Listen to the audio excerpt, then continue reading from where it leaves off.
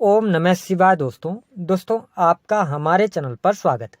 आज के इस कार्यक्रम में हम आपको जानकारी देने वाले हैं आखिर धनु राशि वालों के लिए साल 2024 क्यों महत्वपूर्ण है।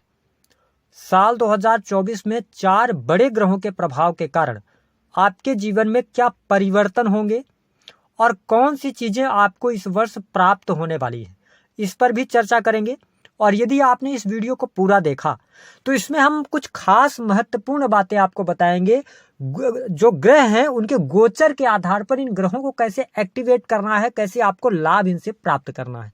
तो आप इसे अंत तक जरूर देखें। चलिए वीडियो की हम शुरुआत करते हैं।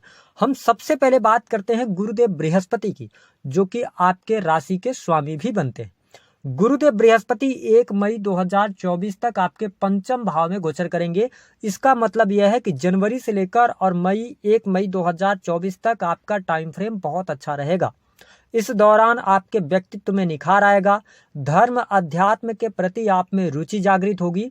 और यदि आप स्टूडेंट हैं, विद्यार्थी हैं, तो इस समय अवधि के दौरान आपकी पढ़ाई बहुत ही बेहतरीन होगी। कुछ बड़ी सफलता आपको प्राप्त होगी शिक्षा के क्षेत्र में। साथ ही पंचम भाव में बृहस्पति देव हैं और साथ ही शनिदेव आपके तीसरे भाव से पंचम भाव पर दृष्टि डाल रहे हैं। लेकिन बृहस्पति की वजह से आपके संतान को लेकर जो समस्याएं थी वह समस्याएं दूर होंगी। संतान का आपको सुख प्राप्त होगा और साथ ही आपके संतान को तरक्की भी प्राप्त होगी। अब गुरुदेव बृहस्पति की जो पंचम दृष्टि है आपके 9th हाउस पर रहेगी, तो भाग्य का सहयोग मिलेगा, विदेश से जुड़े कार्य आपके सफल होंगे और विदेश यात्रा के भी योग बनते हैं। साथ ही गुरुदेव बृहस्पति की जो 7वीं दृष्टि है वो आपके 11th हाउस पर है, यानी कि जनवरी से लेकर और मई 2024 तक यह जो टाइम फ्रेम होगा यह आपकी इच्छा पूर्ति का होगा। इस समय के अवधि के दौरान आपकी कोई बड़ा कार्य है जो पेंडिंग पड़ा हुआ है, उसको आप नहीं कर पा रहे थे, तो यहाँ पर भाग्य आपका साथ देगा। भाग्य की वजह से वह कार्य आपका बन जाएगा। आपके डेली इनकम में वृद्धि होगी, आपके लाभ में वृद्धि होगी। जो भी आप एफर्ट्स डालेंगे उस एफर्ट्स का आपको लाभ मिलेगा। साथ ही गुरुदेव बृहस्पति की दृष्टि जो है ना वो आपके प्रथम भाव यानी लगन पर भी है। तो अब लग्नेश की दृष्टि आपके लगन पर है। ऐसी स्थिति में आपका व्यक्तित्व अच्छा रहेगा, आपके अंदर कॉन्फिडेंस अच्छा रहेगा, आपके ज्ञान में वृद्धि होगी, कुछ नई चीजें आप सीखने वाले हैं और धार्मिक यात्रा भी इस दौरान आप अवश्य करने वाले हैं। टेम्पल वगैरह का दर्शन वगैरह के लिए आप जा सकते हैं, ये चीजें देखने को मिलेगी। अब देखिए कि जब यहाँ पर हम करियर की बात करते हैं तो करियर में सबसे इंपॉर्टेंट जो प्लेनेट होता है उसको हम सैटर्न कहते हैं। सैटर्न आपके 3rd हाउस के अंदर विराजमान है। 3rd हाउस के अंदर सैटर्न आपके तीसरे भाव को मजबूत कर रहे हैं और गोचर में सैटर्न को बहुत अच्छा माना जाता है। ऐसी स्थिति में जो लोग अपना ट्रांसपोर्टिंग का काम करते हैं, मार्केटिंग के फील्ड के अंदर हैं, या आप किसी भी प्रकार के प्रोडक्ट का एडवर्टाइजमेंट वगैरह करते हैं, ये समय आपके लिए अच्छा रहेगा। जो लोग टेक्निकल फील्ड से जुड़कर काम कर रहे हैं, टेक्नोलॉजी का इस्तेमाल अपने किसी भी कार्य के अंदर कर रहे हैं, यह बहुत ही अच्छा समय आपके लिए रहेगा। साथ ही शनिदेव कैरियर की अगर हम बात करते हैं तो आपके लिए शनि की जो दृष्टि है वो सबसे ज्यादा परेशान करने वाली होगी मई तक आपके खर्चों को लेकर, क्योंकि खर्चे आपके बढ़े रहेंगे। आप अपने खर्चों को कंट्रोल करने का प्रयास कीजिएगा तो ज्यादा बेहतर रहेगा। दूसरी स्थिति कि आपके स्वास्थ्य पर धन खर्च हो सकता है, ऐसी स्थिति दिखाई देती है। हॉस्पिटल्स पर पैसा खर्च हो सकता है। क्यों हो सकता है? क्योंकि राहु देव आपके 4th भाव में पूरे वर्ष भर गोचर करने वाले हैं।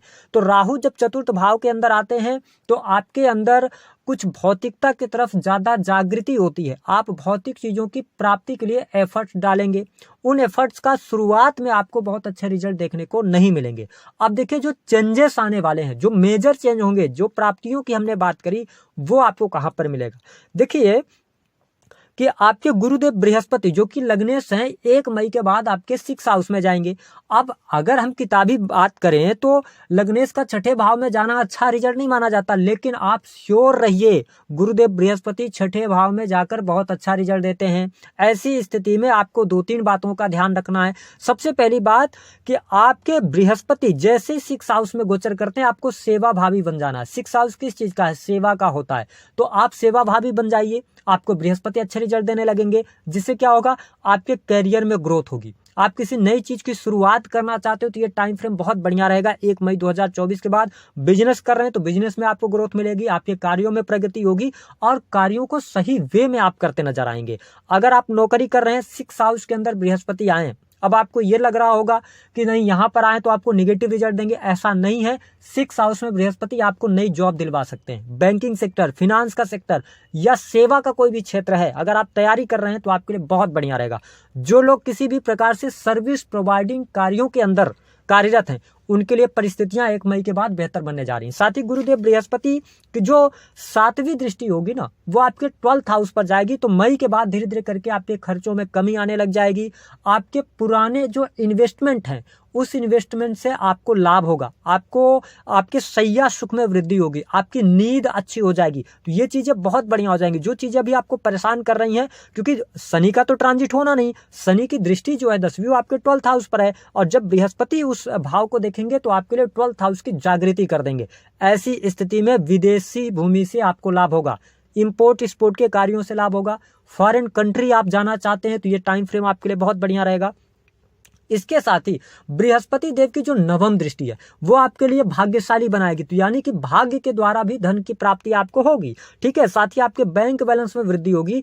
आपके घर परिवार में कोई ना कोई शुभ अथवा मांगलिक कार्यक्रम हो सकता है। तो ये बहुत बेटर स्थिति आपके लिए मई के बाद बनने जा रही है। तो अगर हम देखें तो जो धनु लग्न और धनु राशि वाले जातक अपने जीवन में करियर को लेकर किसी भी प्रकार से ट्रबल से गुजर रहे हैं, थोड़ा सा वेट कीजिएगा, आपको बेहतर रिजल्ट देखने को मिलेंगे। अब इस कुंडली, अगर हम गोचर कुंडली को देखें तो आप कैसे अपनी समस्याओं को कम कर सकते हैं। देखिए, पूजा पाठ से नो डाउट आपको मन की शांति मिलती है उपाय करने से, लेकिन आपकी किस्मत नहीं बदलती।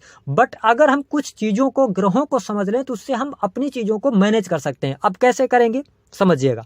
राहु किस भाव में बैठे हैं? आपके 4th हाउस में बैठे हैं। राहु जिस भाव में बैठता है उस भाव में क्या कर देता है, उस भाव के कारकत्वों में वृद्धि करता है। या आपके, क्योंकि 4th हाउस आपका हृदय होता है, तो आपके 4th भाव में राहु आकर आपको किस तरफ उत्साहित करेंगे? आपको सुख सुविधाओं की तरफ, आपको लग्जरी वाहन की तरफ, आप घर चेंज करने की तरफ सोच सकते हैं। और राहु 4th में आया ना, तो ये कहीं ना कहीं से लोगों के बीच में, आपके परिवार से ये दूर ले जाने का काम करेगा। तो ये आपके लिए प्लस भी हो सकता है, माइनस भी हो सकता है। लेकिन अब ठीक सामने केतु बैठे हुए हैं, केतु आपके 10th में बैठे हुए हैं। मैं आपको एक सजेशन दे रहा हूं, जो 3 बातों के बारे में हमने विषय बात किया था। सबसे पहला कि आप भूमि, भवन, वाहन से संबंधित कार्य करने जा रहे हैं, आप जल्दबाजी में कोई निर्णय नहीं लीजिएगा। अगर कोई आपको अपॉर्चुनिटी मिलती है, कोई अवसर मिलता है कि बहुत कम पैसे देने पर बहुत अच्छी डील आपको मिल रही है, रुकिएगा, सतर्क रहिएगा। राहु भ्रम है, ठीक है, आप उसमें फंस जाएंगे। आपका कोई मित्र है, आप पार्टनरशिप करने जा रहे हैं, कोई प्रॉपर्टी आप पार्टनरशिप में परचेज कर लेंगे, उसमें आप फंस जाएंगे। इन चीजों का बहुत ज्यादा आपको पूरे वर्ष भर ध्यान रखने की आवश्यकता रहेगी। दूसरी स्थिति की अगर हम बात करें तो आपके केतु देव जो विराजमान है, वो आपके 10th हाउस में विराजमान है। तो केतु जहां पर बैठते हैं वहां पर ये प्यास लाने का काम करते हैं। ऐसी स्थिति में आपको इस बात का ध्यान रखना है कि अपने करियर को लेकर बहुत ज्यादा आपको सोच विचार नहीं करना है। अपने करियर में जैसा आप चल रहे हैं ना, आप बिल्कुल स्ट्रेट फॉरवर्ड होकर चलने का प्रयास करें। क्योंकि जैसे ही आप अपने करियर के बारे में बहुत ज्यादा सोचेंगे, आप अपने बहुत ज्यादा गेन के बारे में सोचेंगे, आप अपने मान सम्मान के बारे में ज्यादा सोचेंगे, 110% आप तनाव में आ जाएंगे।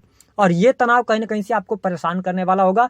केतु जिस भाव में बैठा है ना गोचर में, उस भाव की चीजों को आप इग्नोर करना शुरू कीजिए, ठीक है, उसमें आपको बेहतर रिजल्ट देखने को मिलने लग जाएंगे। इसके साथ ही मैं आपको स्पष्ट कर दूं, थोड़ा सा पिता की हेल्थ मई के बाद ट्रबल कर सकती है, या आप धार्मिक बने रहेंगे तो ज्यादा बेहतर रहेगा। अपने धर्म के कार्यों से जुड़े रहें तो आपको लाभ मिलेगा। उपाय क्या करना है? उपाय के तौर पर काम यह करना है कि बृहस्पति के मंत्रों का जप करते रहिए। और अगर आपका धनु लग्न या धनु राशि है तो आपको 6th हाउस में बृहस्पति जैसे आते हैं तो पेट से संबंधित थोड़ी सी समस्या ये दे सकते हैं।